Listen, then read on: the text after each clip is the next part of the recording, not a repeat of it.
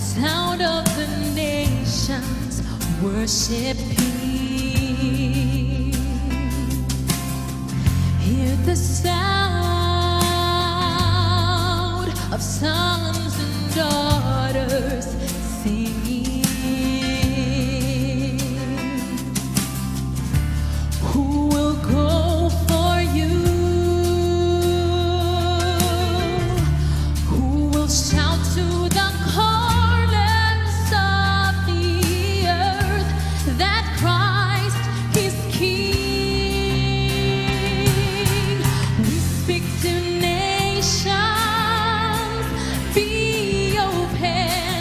We speak to nations, fall on your knees. We speak to nations, the kingdom is coming near to you. We speak to strongholds, be broken. Powers of darkness, you have to flee. We speak to nations, the kingdom is coming near to you. We speak to you, be free.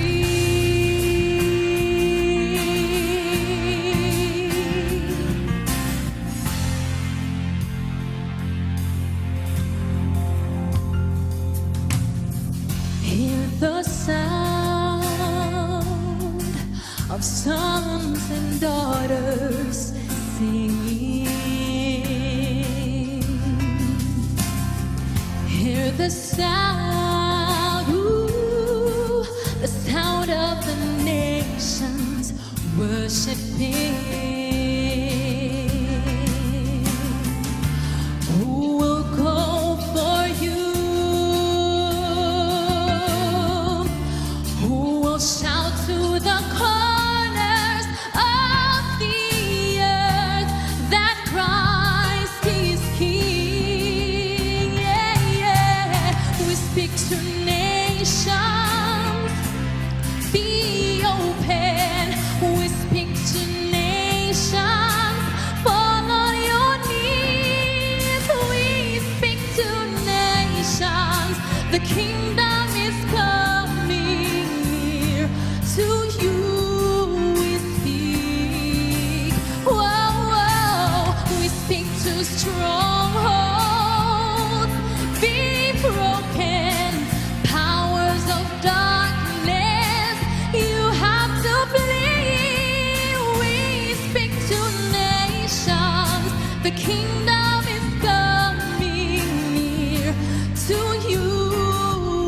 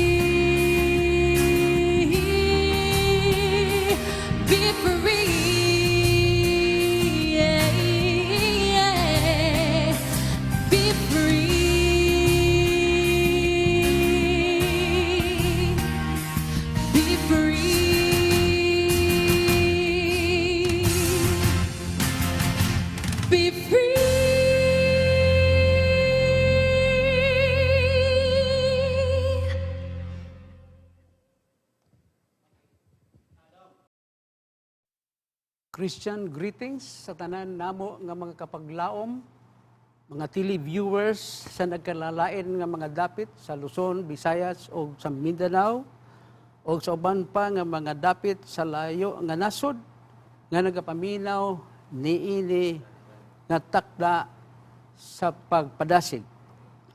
Ang ako nga nahimo nga tahas mao kini ang paghatag og pagpadasig sa tanan nato nga mga listeners, bisan pa taliwala nining atong problema sa tibuok kalibutan nga gitawag nga crisis the coronavirus.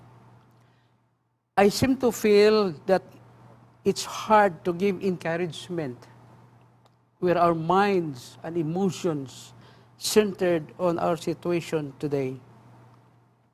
However, let us remember that nining atong global crisis nagapahinumdum kanato o nga kitang tanan we are in equal footing and participants and has an important role to play. Dili ta sama sa naglantaw o usa ka dako nga pasundayag o games diha sa gymnasium nga kita naga-observe mupakpak, musyagit sa kalipay, pero niining mga panahon na kita tanan, mga participants, stay home for enhancement community quarantine. Ang akong pangutana mga kapaglaom, unsay atong himuon niini, and how could we be of help to bring back to its normal situation? What wouldn't be our attitude in this dreadful situation? Ang uban mangutana, ngano man nga gialaw mani sa atong Dios nga may tabo kining makasakit. Iya ba nga kabubuton nga yang mga tao nini nga planet Earth maga kasakit, magbaton og daghan nga mga kagulanan? Well, there are many schools of thoughts. Mahinumdum ko long years ago, I read a book. I'm sorry, nalimot ko sa author. Pero iyang gi-mention nga dunay tulo ka God's will. Ang numero uno niini gitawag niya og the ultimate will of God. Meaning to say, ang Dios gusto nga ang tanang tao maluwas. Ikaduha, the desired will of God. God wants us to be healthy by following the Bible health principles. We can find that in Leviticus chapter 11 and 2nd or 3rd John 1 verse 2. Ang ikatulo mo kining gitawag nga the circumstantial will of God. Nini nga bahin, it means that He is not the author or nor God is the author nor such events attributed to Him. But He allows it to happen for a specific purpose. Meaning to say, kining nangapanghitabo karon sa ato nga kalibutan, dili ni iya sa Dios. Kung dili, gitugot lamang kini sa Ginoo o aduna kini siya'y makatuyuan diha sa matag usa kanato. Ang atong kalibutan karon nagakabalaka. Kagabi, naminaw ko sa news o ganiha sab nga buntag. Aduna nay 1,413,415 COVID cases with 81,200 deaths. In the Philippines, we have 177 deaths. In fact, ang US nag-expect sila og worse for the coming 2 weeks. Ang atong kalibutan na kinahanglan og million nurses to help fight against the unseen virus. Sad to note, some doctors passed away and frontliners were infected while on duty. Lately, our president extended that the enhanced quarantine was extended to April 30, 2020. and funds perhaps is draining. Our population, which is more than 105 million, daghan ang nagakabalaka. Ang uban, wala na yung mga pagkaon, kulang ang ilang support. Gawas pa niini nga atong gisagubang nga problema. Wala ta nahibalo nga sa sunod na pod nga mga panahon o bulan, aduna po'y lain nga mga calamities. Kung mahitabo ka na, it would then be another nightmare to many of us. Daghan sa atong mga office, workers, uli din sa Pilipinas tungkol sa kahadlok, yet nakinahanglan sila government support.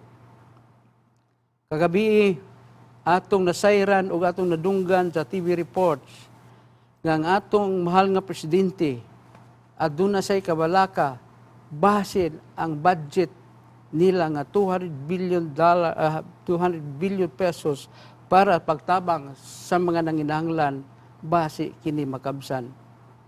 Many countries declared lockdown. World economy may shrink due to pandemic. Our world we live has a lot of uncertainties. Aside from pandemic, the greatest threats to the world's security and peace, we have the problem of terrorism, global warming, resulta usahay ang mga earthquakes, typhoon, volcanic eruption, tsunami, hurricane, tornadoes, etc. Middle East conflict, financial stability, poverty, unemployment, drug problems, and many others. Well, living with hope in this hopeless world is an important focus. Muni ang mga hulagway sa mga panghitabo sa niatong miaging mga tuig sa Pablo Typhoon. Muni daghan kaayong mga tao nagakalisang nagakawad-an og paglaom sa ilang mga pagpanginabuhi.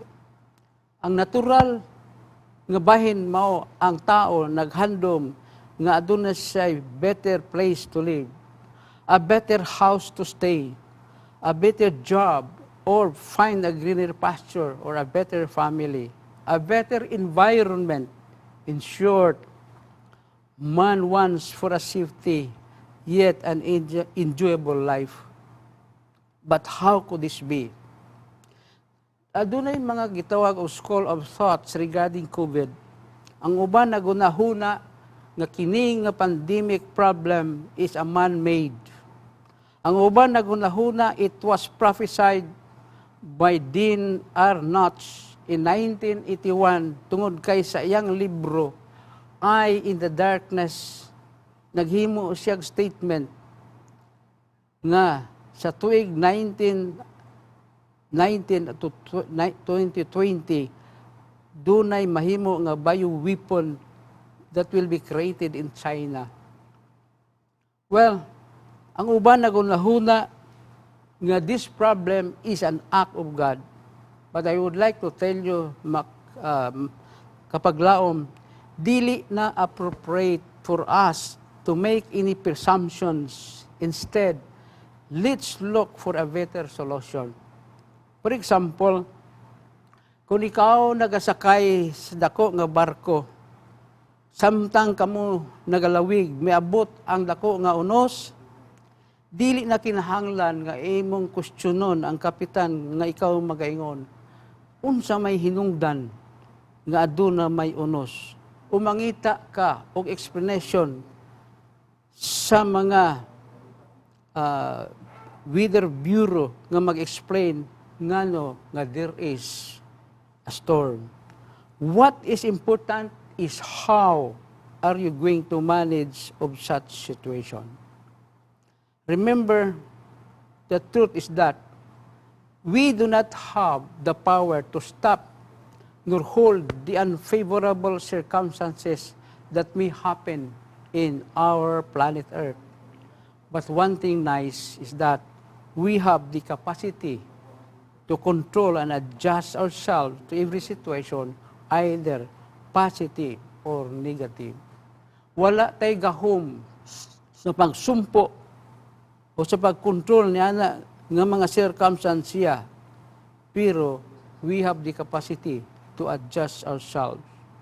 Tungod ni mga kapamilya o kapaglaom, unsa may atong himuon.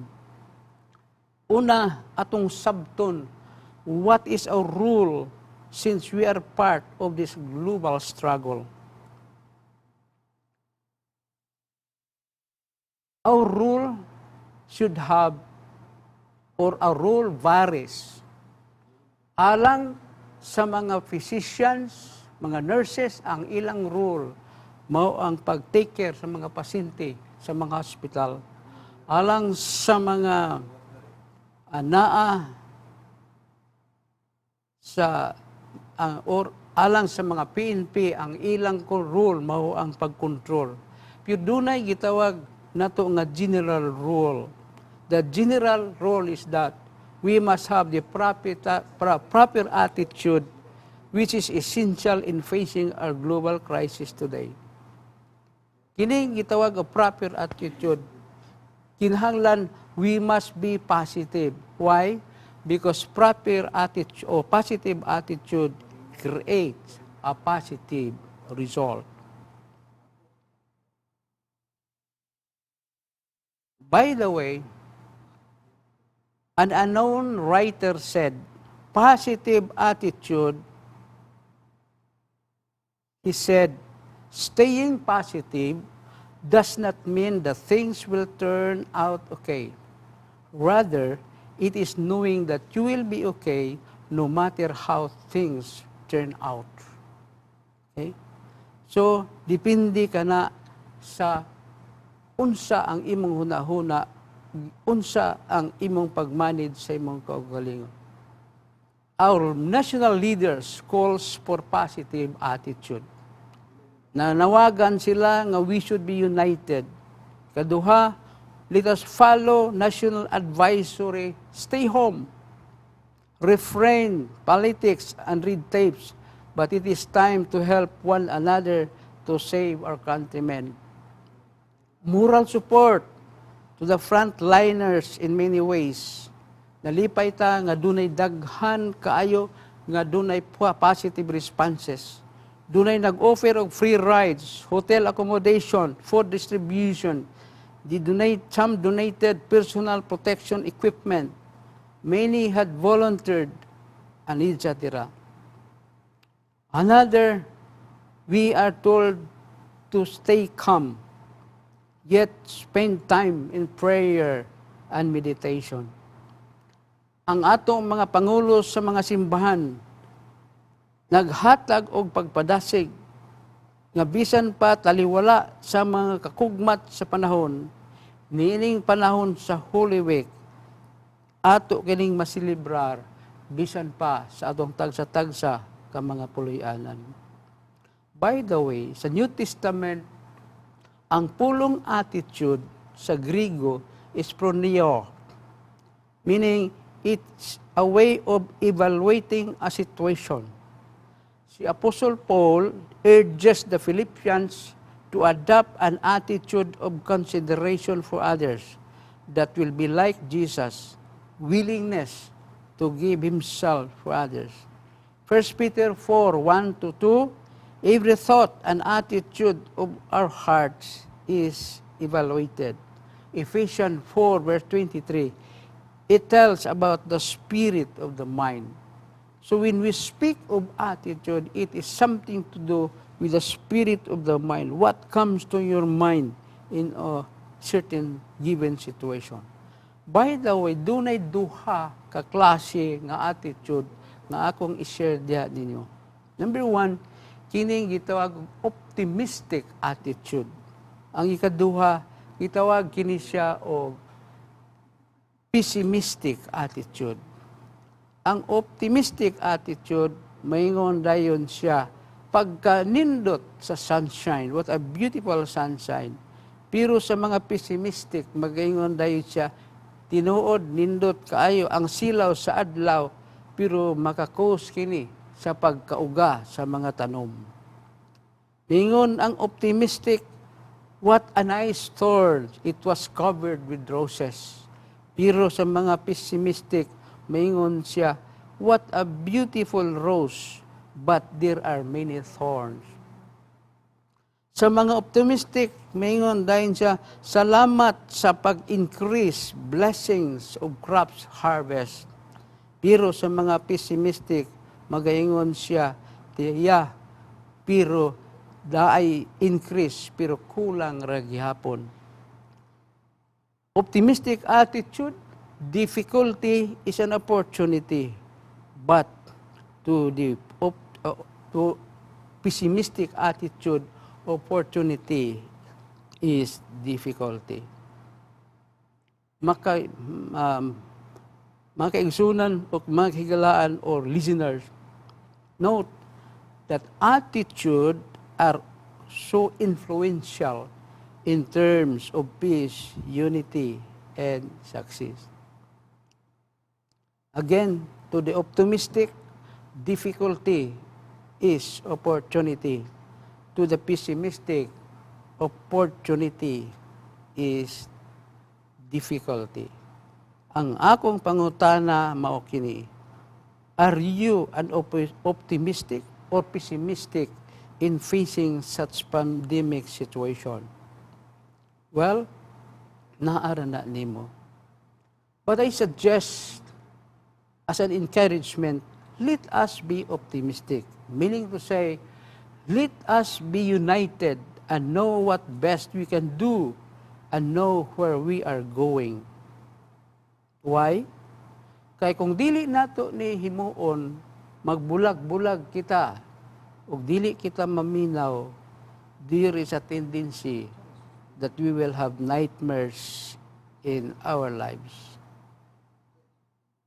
Dito sa dapit sa swampi sa Luisana, adunay usa ka mananagat nga nakakaplag siya og kining dako nga turtle kahibulungan tungod kay adunay duha ka mga ulo. Gipanganlan kato niya og Poor Harold. Ngano man nga gipanganlan kato siya og Poor Harold? Nasuta nga samtang ang usa ka ulo gusto mo kaon sa pagkaon, ang usapod nga pikas nga ulo gusto nga matulog. In short, wala sila naga-coordinate matag usa.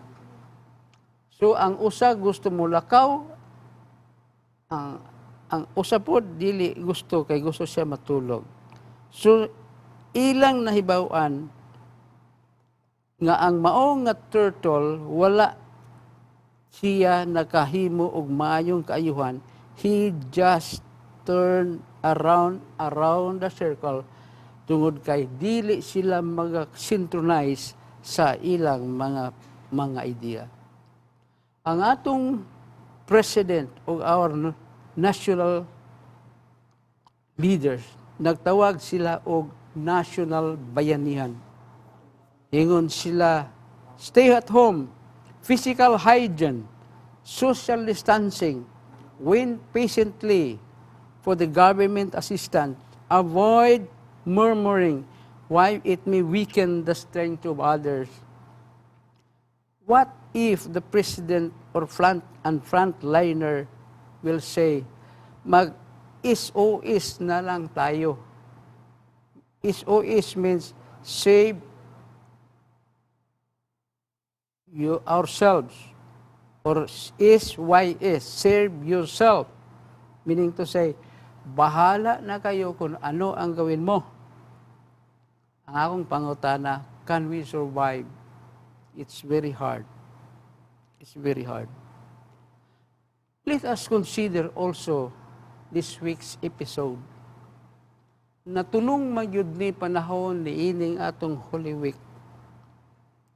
Matod pa ni Adonis Virey, Holy Week is not just time to repent. It is also a time to reflect us as to what we have done to ourselves, to other people, and of how is our relationship with the Lord make us better person. Let us spare this week or for God, pray and be thankful for all the blessings He bestowed upon us, and may we have meaningful Holy Week. Niini nga panahon na sa gitawag Semana Santa nga gid na celebrate throughout the world. Ang akong pangutana, what does Christ means to you and me? Aduna ba'y kaayuhan sa imong kinabuhi? Aduna ba'y kausaban sa imong kinabuhi? Aduna kabay na baton nga paglaom diha kaniya pinagid sa iyang pagsakripisyo? Let us remember the cross. The cross is the symbol of true love of Jesus Christ. And we are told that in 2 Corinthians 5:21, Apostle Paul said, "For He made Him to know sin, to be sin for us, that we might become the righteousness of God in Him." Yes, Jesus becomes your substitute. Sa daan nga mga panahon, kung makasala ang tao, ang karnero mao ang ihalad. Si Ginisos mao ang substitute. Tungod niya na ang mga seremonyas sa paghalad sa mga hayop na hunong sa diha nga si Ginisos nagpakamatay dito sa Kalbaryo sa cross. That is why Ephesians 2:8 and 9, "For by grace you have been saved through faith, and that not of yourself, it is the gift of God, not the works, lest anyone should boast." Tungod niya na we can say that Jesus made all the difference He still does for us. The cross reveals the magnitude of God's forgiveness. When Jesus Christ was hung at the cross, looking down, naa dito ang mga tao nga kanhi iyang gipang-ayo, pero daw gibiyaan siya. Si Pedro nga misaad nga magluyal siya ngadto kaniya, he denied. Ang mga disipulo ni Ginisos, they fled away. It was an awesome experience of Jesus. Ang iyang mga pag-antos, dili basta-basta. Apan sa iyang pagsinggit, nagingon siya, "Father, forgive them, for they know not what they do." The cross reveals the magnitude of God's forgiveness. Apostle Paul states clearly, "But God commended His love towards us, in that while we were yet sinners, Christ died for us. Much more than being justified by His blood, we shall be saved from wrath through Him." Kaduha, the cross reveals the enormity, the depth of God's love. If you see one of the fast food diri sa Cagayan de Oro, sa Dimson Fast Food diya sa Uptown, makita nimo dito sa ila bungbong nagaingon, God raises us from nothing to something, from zero to hero, from grass to grace. Ang ikatulo, mga igala, mga kapaglaom, the cross reveals that you are worth something. Si Mark Finley, in one of his popular messages, he said, "You are not merely one of the billions of people on planet Earth. You are not merely a rock or a pebble or a run-over Pepsi can. You are not some smash-cooked bottle, but by the side of the road, but you are worth in the sight of God." Mga kapaglaom, you are worth before the sight of God. The cross reveals hope in despair. It was Friday that Jesus was hung at Calvary. It was Friday that it put a crown of thorns on his head. They put a spear wound in his side Friday. The sun veiled its face on Friday. The birds stopped singing on Friday. It thundered and lightning on Friday. Judas betrayed him on Friday. Peter forsook him on Friday. The disciples fled on Friday. On an old rugged cross, on a dirt hill outside of Jerusalem, the Son of God died on Friday. It was a dark Friday. Ang mga disipulo o ang mga katawhan daw nawad-an sila paglaom sa ilang mga kinabuhi. But comes Sunday, the sun rose on resurrection morning. The birds sang on resurrection morning. God spoke on resurrection morning. Son, thy Father called thee. The stone sealing the tomb rolled away like a pebble. In glory and splendor, the Son of God came forth anew. There is hope in despair, although there was a crucifixion of Friday, there was a resurrection on Sunday. There is joy in the morning of resurrection. The sun rose on resurrection morning. The birds sang on resurrection morning. To the glory and splendor, the Son of God came forth anew. Alang sa mga kapaglaom o kapamilya, you may be going in despair right now. You may be going through heartaches. You may be going through agony. Perhaps your loved ones passed away due to COVID infection you did never expect. You may have felt your future plans in life now uncertain due to COVID. You may have worried how to survive in this pandemic crisis. You may have felt hopeless in your study, business. You may have a scheduled graduation, scheduled wedding, seminars, tour, or whatever, but seems dark and uncertain. You may have a severe financial difficulty today. Look upward. God will never fail you. You must remember the experience of the Israelites in cruising the Jordan River. Ang Jordan River mo na itong nakaulang nga makasulod na gid sila sa yuta sa saad.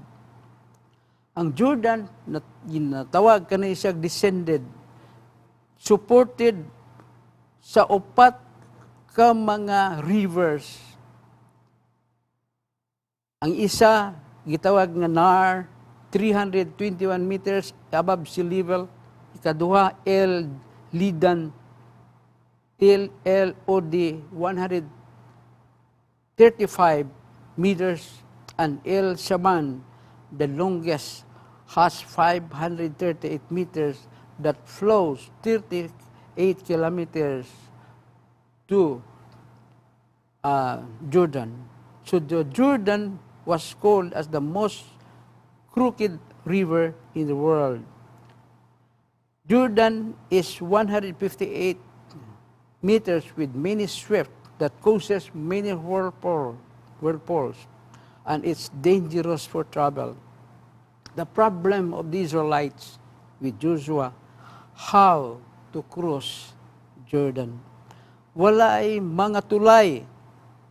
Iyang dalhon ang katawhan nga adunay 600 men and women, walay labot sa mga bata. So more or less, dunay mga 1 million or more ka mga tao nga iyang dalhon pagtabok sa Jordan. Tasuba sa Jordan. They feel hopeless. But note, God gives them an advisory.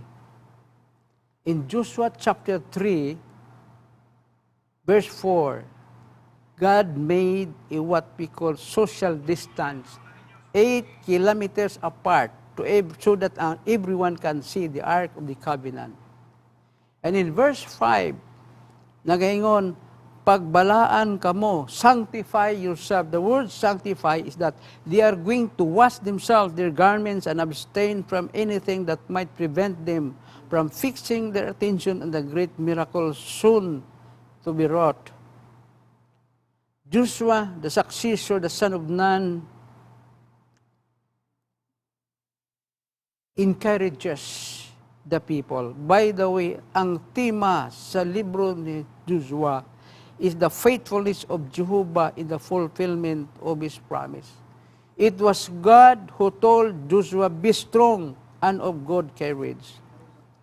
In verse 7, obserbahi ang mga balaod, and thou shalt not depart out of thy mouth, but thou shalt meditate therein day and night.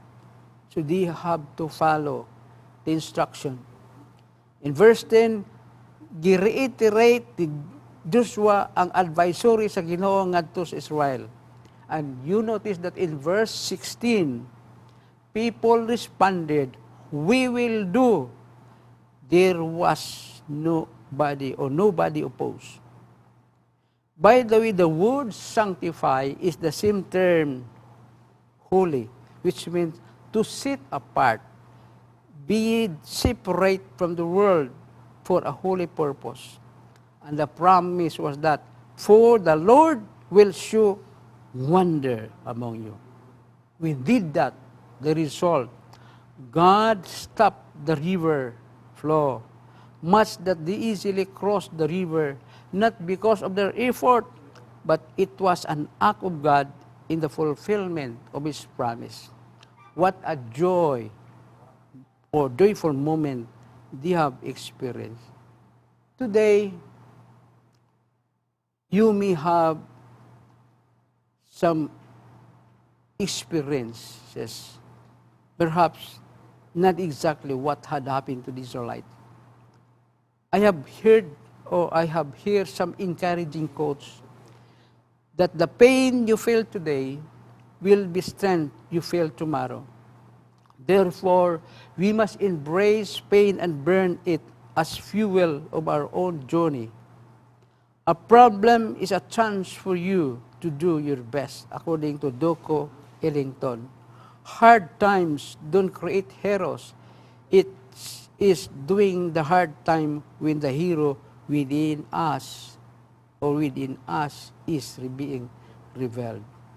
Your mind is a powerful thing. When you fit it with positive thoughts, your life will start to change, according to Hute Runping.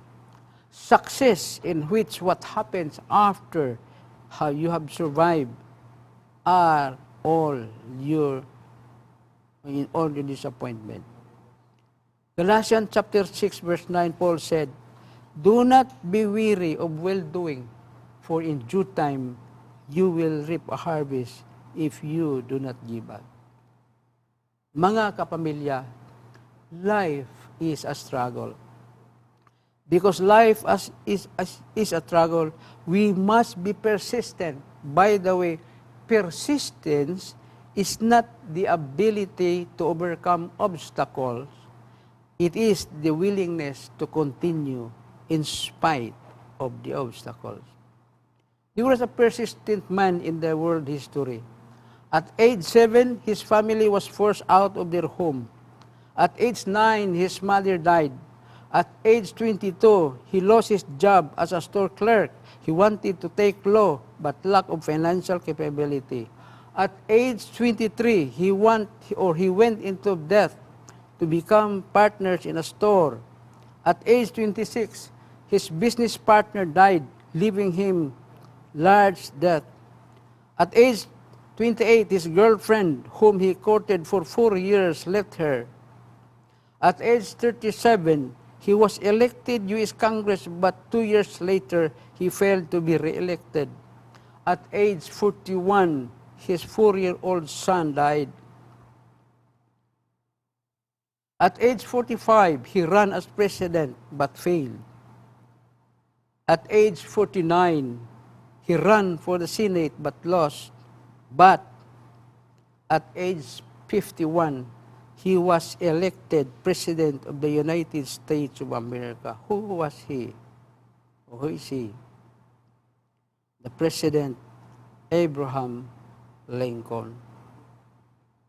Mga kapamilya, we need to be persistent. We need to have the spirit of patience. Remember, God is our hope. He is the one leading us in our future. We cannot control the storm, that He can do it for us. According to Dr. Matthew, the hardship, the difficulties in your life on the road to fortune are positive blessing. God, the answer to this world conflict and crisis. The Bible tells us that this constant stress of living in a world where pain, wickedness, and sickness that exists won't last forever. God won't permit evil to last forever.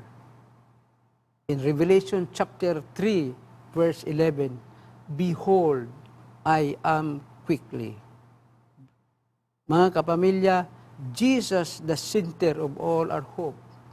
Let us trust Him because He will never fail us. Wala ko kahibalo kung asa ka karon. Wala ko kahibalo kung unsa ang imong gihambin nga mga suliran sa kinabuhi. Wala ko kahibalo kung unsa ang naa sa imong hunahuna.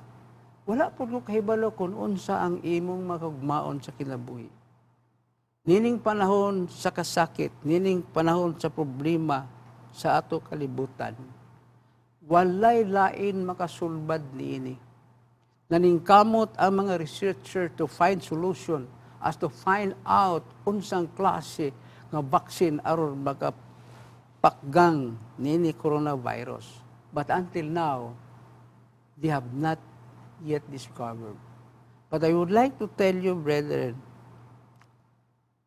it pays to trust God at all times. Kay pinaagi diha kaniya, makabaton kita og paglaom sa ato nga tagsa-tagsa ka makinabuhi. Gihangyo ko kamo sa pagduko sa inyong mga ulo, samtang ako magatapos, pinaagi sa pagampo. Gamhanan nga Dios, Ikaw man ang tag-iya sa among mga hinulaman nga kinabuhi. Ikaw na sayod sa nga tanan, nga wala kami gahom sa pagpakgang sa mga panghitabo dinhi sa kalibutan. Wala kami nasayod, dili kami makakita nining among kaaway.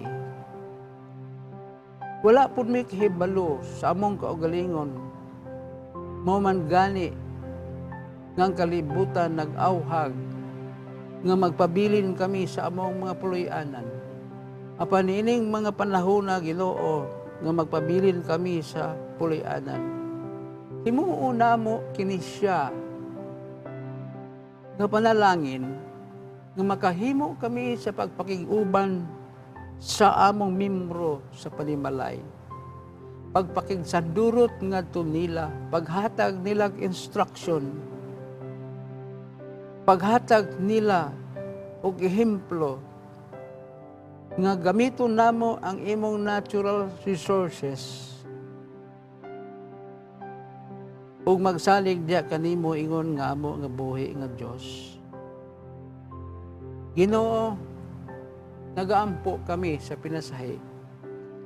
Uban ni ang among mga pangulo sa among nasod, gikan sa presidente ug hangtod sa mga pangulo sa mga barangay. Naningkamot sila, Ginoo, sa pagtubag sa mga panginahanglan sa mga katawhan karon sa nagkanlain-lain ng mga dapit. Kadaghanan nakadawat, ang uban usab wala, ang uban ana at taliwla sa kalisod.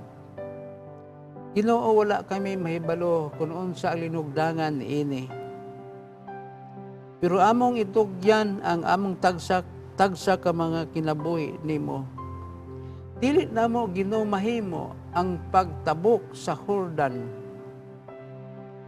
Pero nahimo nimo Ginoo pinaagi sa milagro nga imong gihimo dito sa Israel. Wala kami gahom sa pagpakgang niining problema sa coronavirus. Wala kami mahimo gawas amo kaning itugyan diya nimo. Kay ikaw ra gyud ang makatabang namo ug among saligan, ikaw sa ngatanan. Panalangin Ginoo ang among mga frontliners nga naa sa mga hospitals. Panalangin Ginoo ang mga volunteers, ang tanan nga mga kaigalaan, mga kaigsunan, mga kapaglaom sa nagkanlain ng mga dapit. Ikaw magauban kanila kung doon naman gali sila sa ilang mga balatian, hikapa sila Ginoo sa imong balaanon ng mga kamot, pa-eksperyensya sila sa imong grasya ug kaluoy pinaagi sa pag-ayo ngadto kanila. Dili namo sila mabisitahan. Igo lamang kami mga liyad kanimo ug hinaut unta Ginoo nga kining among eksperyensya karon dinhi sa yuta. Nga daw dili kami makasabot. Mo unta kani mahimong tulay nga kami muduol diha kanimo. Mualalay diya kanimo ug among handom nga makabaton kami sa kinabuhi nga dayon kay dito sa langit wala nay kamatayon, wala nay kasakit kundili kami magakauban kanimo hangtod sa kangturan. Dawata o Dios kining among mga pagampo ug amo kining ginasaligan tungod lamang sa gahom ug sa ngalan ni Ginoong Hesus nga among manluwas. Amen.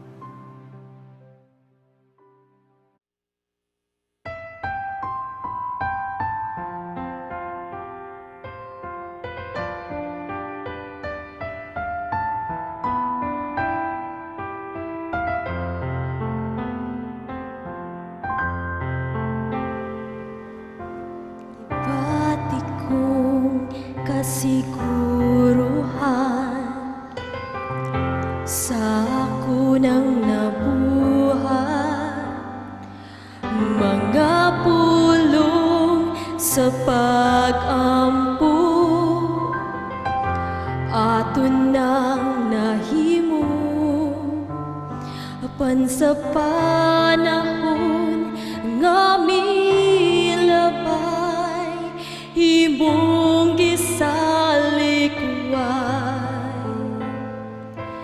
nawadan ikaw sa paglaom, gidudahan mo ang iyang gahom. Higugmaon mo ba siya kung ako mubiyang na mainumduman mo pa ba siya gugmaniyag pag-amuma kinabuhi gihatag niya kaluwasan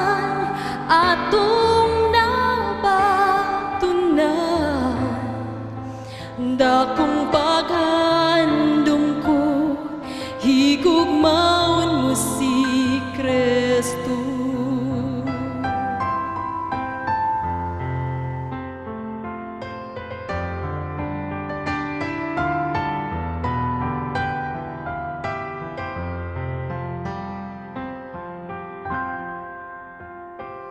Gitipikan ko ang kagahapon, ug ako nakakatbo, kinabuhi nga langit no, kinahanglan maangko, kasing-kasing ta atong andamon, kay langit ang tumo. Pag-alagad atong ligunon, kanunay magmadasigon. Higugmaon mo ba siya kung ako mahinumduman mo pa ba siya? Gugma niyag pagamuma, kinabuhi kihatag niya, kaluwasan atong nabatunan. Dakong paghandom ko, higugmaon mo si Kristo.